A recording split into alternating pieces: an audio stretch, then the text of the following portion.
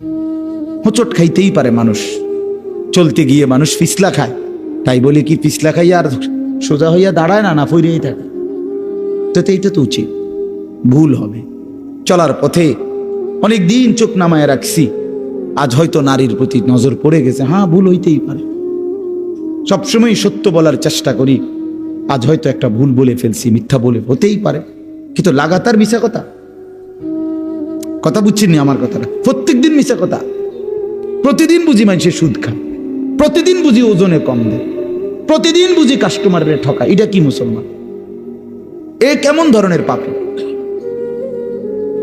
30 বছর বুঝি প্রত্যেক দিন টেলিভিশন চলবে আপনার ঘরে, প্রতিদিন আপনার ঘরে নিয়ম মাফিক নাচ গান নর্তকের ছবি চলবে, আপনাদের আখিরাত নাই?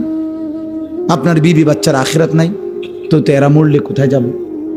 এদের পরিণতি কি হবে? আর আমি বাবা হিসাবে, অভিভাবক হিসাবে কি দায়িত্ব পালন করলাম?